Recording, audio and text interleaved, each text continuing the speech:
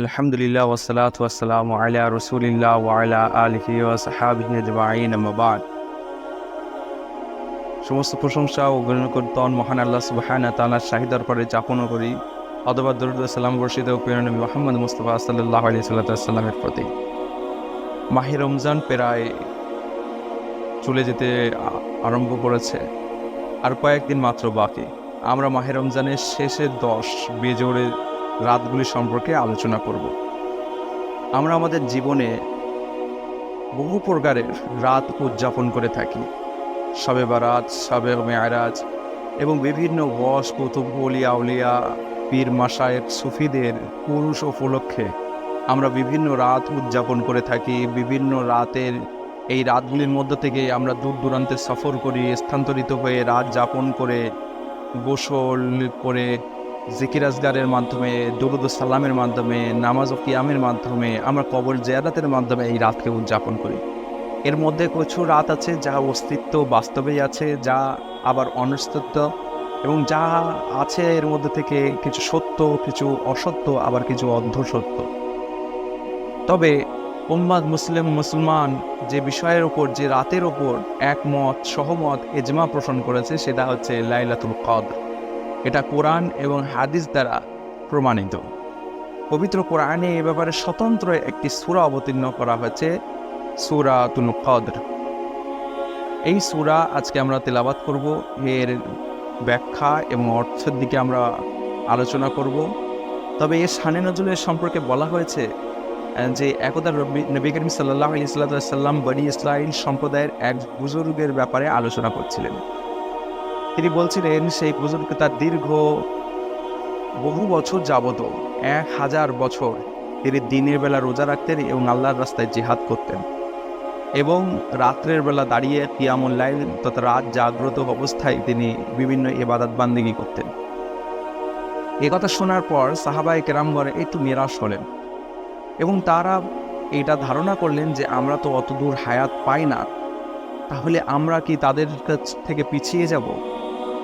এই ব্যাপারে উম্মতে মুসলমানকে এবং নবী সাল্লাল্লাহু আলাইহি ওয়াসাল্লামের এই উম্মতকে খাস রহমত দ্বারা আল্লাহ সুবহানাহু ওয়া তাআলা অভিহিত করেছেন এবং পুরস্কার দান করেছেন, এবং একটা বিশেষ রাত আল্লাহ সুবহানাহু ওয়া তাআলা আমাদেরকে দিয়েছেন, এই লাইলাতুল কদর, এবং এই সূরা অবতীর্ণ করেছেন। আউযু বিল্লাহি মিনাশ শাইতানির রাজিম, বিসমিল্লাহির রহমানির রহিম। আল্লাহ সুবহানাহু ওয়া তাআলা বলেন, ইন্না আনজালনাহু ফি লাইলাতিল কদর। আর নিঃসন্দেহে আমি এই লাইলাতুল কদরে, শবে কদরে আমি কোরআন অবতীর্ণ করেছি। আরবিতে কদর শব্দের অর্থ মুহাদ্দিসে কেরামগণ, মুফাসসিরে কেরামগণ, উলামায়ে হক এবং উলামায়ে দ্বীনগণ দুটি অর্থ নিয়েছেন। একটা কদর মানে হচ্ছে তাকদীর, ভাগ্য। তারা বলে থাকেন এই রাত্রে ভাগ্যের লেনদেন, ভাগ্যের লেখনী ইত্যাদি করা হয়। অপরটি হচ্ছে সম্মানিত, কেননা এই রাতের দ্বারা আমাদেরকে অন্যান্য উম্মতের ওপর বিশেষ ফজিলত আমাদের সম্মানিত করেছেন।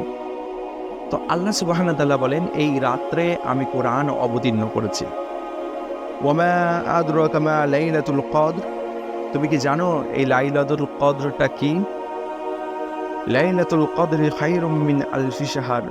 এই লাইলাতুল কদর হচ্ছে 1000 মাসের থেকে উত্তম, 1000 মাসের থেকেও ভালো। আরবিতে আলফুন মানে হচ্ছে 1000, লাইলাতুল মানে হচ্ছে রাত, আর খায়রুম মানে ভালো। এগুলো হচ্ছে 1000 মাসের থেকেও ভালো। অর্থাৎ কোনো বান্দা যদি তার জীবনের 83 বছর 4 মাস পর্যন্ত যদি দাঁড়িয়ে দাঁড়িয়ে আল্লাহর রাস্তায় ইবাদত করে, তো তার থেকেও অধিক উত্তম হবে যদি কোনো বান্দা এই রাত পায় তার জীবনে এবং আল্লাহর রাস্তায় সে আল্লাহর সন্তুষ্টি, রেজামন্দি, খুশনদি হাসিল করার জন্য তার ইবাদত বান্দেগী করে। তানাজ্জালুল মালাইকাতু ওয়ার রূহু ফিহা বিইذনি রাব্বিহিম মিন কুল্লি আমর। কারণ এই রাত্রে ফারিস্তা এবং রূহ অর্থাৎ জিবরিল আমিন আল্লাহর হুকুম নিয়ে প্রত্যেক কাজের আদেশ নিয়ে নাজিল হন। সালামুন হিয়া হাত্তা মাতলাইল ফাজর। আর এই সময়টা থাকে ফজরের ওয়াক্ত পর্যন্ত। এই রাতটাই হচ্ছে শান্তিময়। তাহলে দেখলাম এই যে লাইলাতুল কদরের ব্যাপারটি, যে এটি 1000 মাসের তুলনায় উত্তম। এই লাইলাতুল কদর হচ্ছে বিশেষ কিছু কারণে আমাদের কাছে বিশেষ মূল্য রাখে, বিশেষ গুরুত্ব রাখে, বিশেষ ফজিলতের হকদার। কয়েকটা কারণের মধ্যে থেকে একটি কারণ হচ্ছে এই রাতের কোরআন নাজিল করা হয়েছে। যেমনটা সূরা কদরের 1 নম্বর আয়াতে আল্লাহ সুবহানাহু ওয়া তাআলা বলছেন, ইন্না আনজালনাহু ফি লাইলাতিল কদর, নিঃসন্দেহে আমি লাইলাতুল কদরের রাত্রে আমি কোরআন নাজিল করেছি। অপরটি হচ্ছে এই রাতকে বরকতময়, মুবারক, পবিত্র রাত বলা হয়েছে। আল্লাহ সুবহানাহু ওয়া তাআলা সূরা দুখানের 3 নম্বর আয়াতে বলেন, ইন্না আনজালনাহু ফি লাইলাতিন মুবারাকাতিন, যে আমি নিঃসন্দেহে এই মুবারক রাত্রে কোরআন নাজিল করেছি। তাহলে এখানে বলা হয়েছে লাইলাতুম মুবারাকাতিন, মুবারক রাত।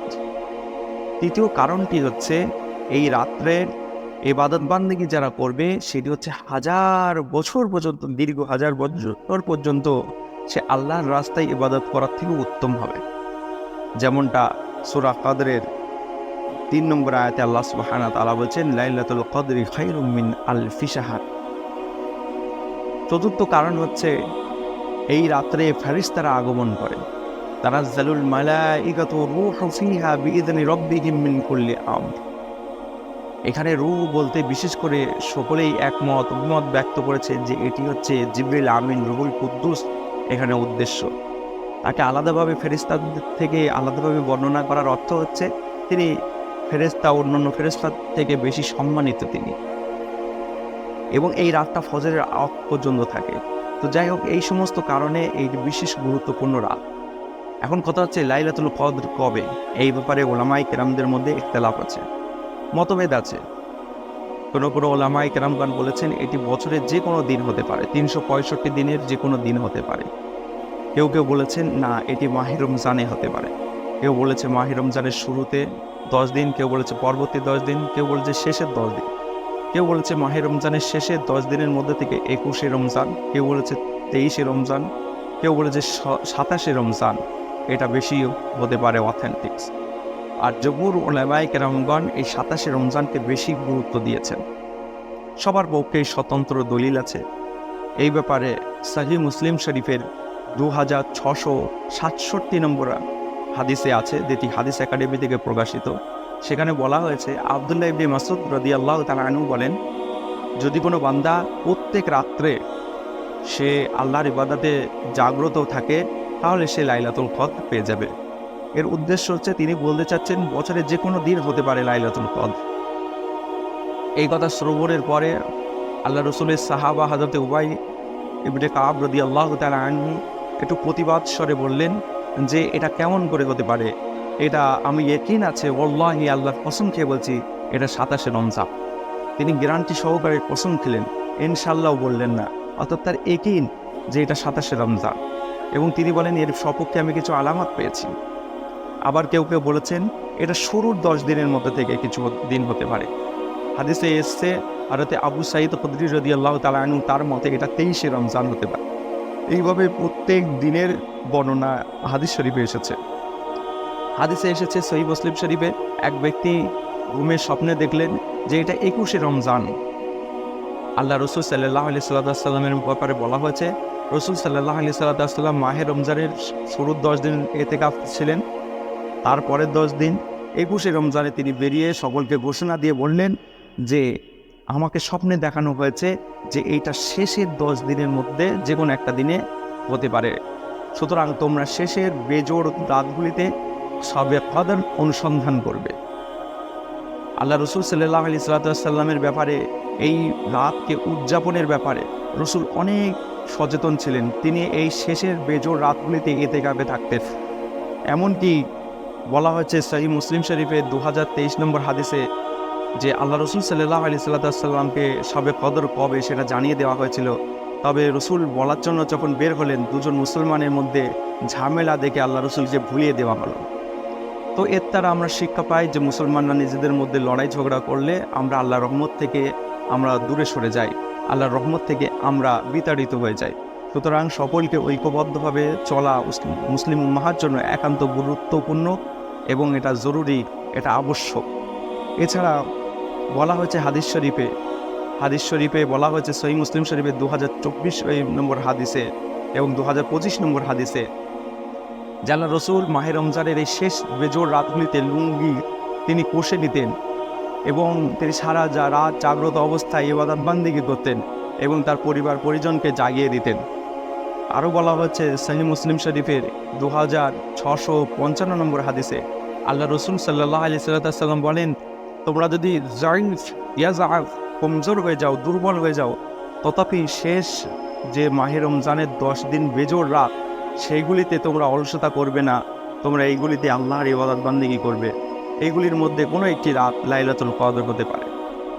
তো যাই হোক, এই ব্যাপারে ইমাম ইবনে হাজার আসকালানী রহমাতুল্লাহ আলাইহি তার সহিহ বুখারীর ভাষ্যগ্রন্থ ফাতহুল বারীর 4 নম্বর খণ্ডে 262 এবং 266 নম্বর পৃষ্ঠায় ডিটেলস আলোচনা করে তিনি বলছেন যে এটা শেষের 10 দিনের যে কোনো দিন হতে পারে, তবে বছরে ঘুরে ঘুরে আসে, নির্দিষ্ট দিনে আসে না।